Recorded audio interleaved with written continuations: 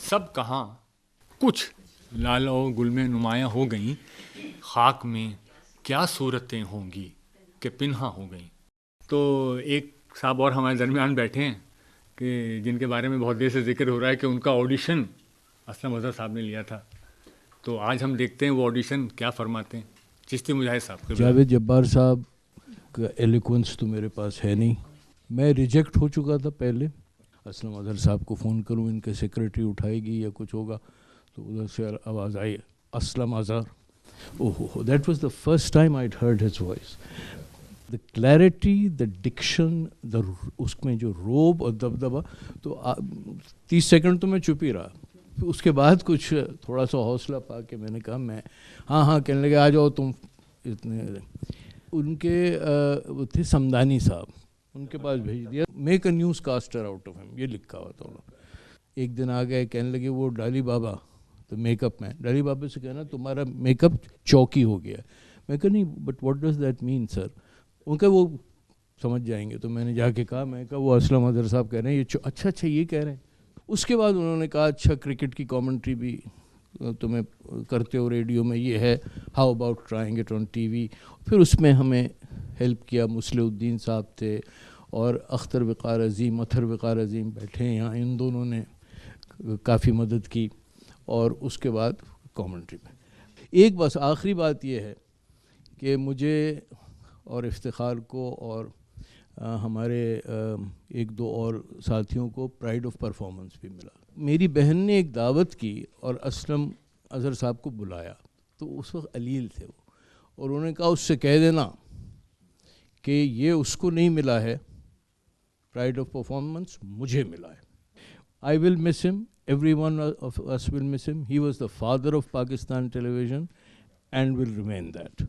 And may God bless his soul and give his family and all the other members courage and fortitude to bear this irreparable loss.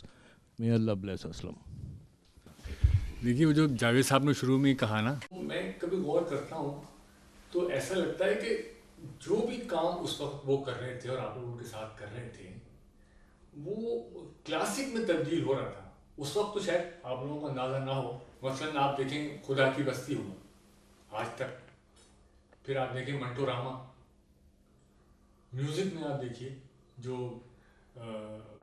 पायल एक programme था, जो music भी था और उसमें नाही सिद्दीकी साहिबा का रक़्स भी था। एक क्विज़ प्रोग्राम, कसौटी, यूँ तो लाखों के करोड़ों के इनामात भी दिए जाते हैं, मगर कसौटी की कसौटी पे कोई नहीं कसा जा सकता। तो मुझे लगता है what ever they were making was turning into the classics.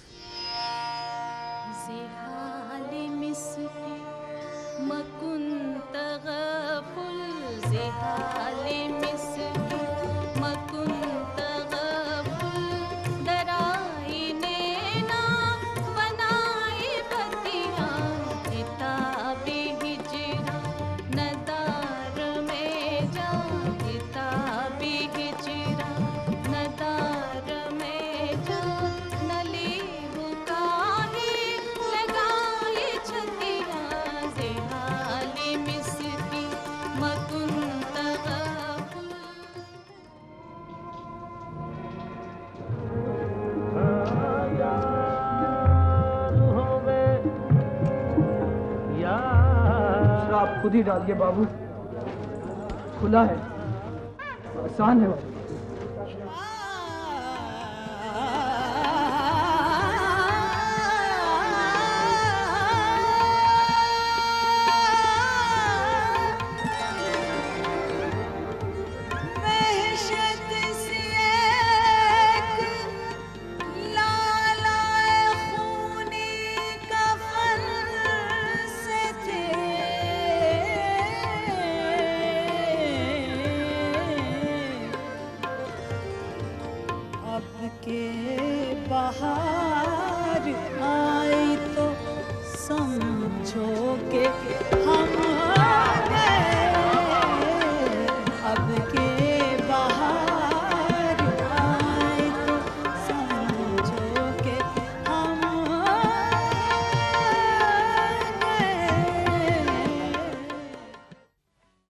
ज़माना जमाना जिस दौर से गुजर रहा है उसको समझने के लिए मंटो के अफसानों को समझ के पढ़ना जरूरी है।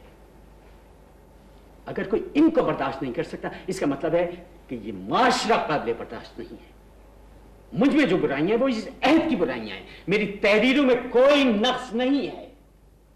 अगर नक्स है तो इस मौजूदा निजाम में। मैं हंगामा पसंद नहीं हूं। मैं अदब और माशरे की चोली क्या उतारूंगा जो है ही नंगी। मुल्जिम का कलम ही नहीं, जबान भी गुस्ताख है जनाबे वाला। वो सोसाइटी जो हमारे तमाम अयूब ढांकती है, जो हमारी तमाम कोताहियों को छुपाती है, जिसमें हम रहते हैं, उसे ये नंगी कहता है। मेरी बात को पूरा नहीं होने दिया गया। सोसाइटी को फाजिल वकील के चश्मे से नहीं, अपनी नजरों से देखता हूं। ये अगर नंगी है तो मैं इसे कपड़े पहनाने की कोशिश नहीं करता, इसलिए कि ये मंटो का काम नहीं है, माशरे के दर्जियों का काम।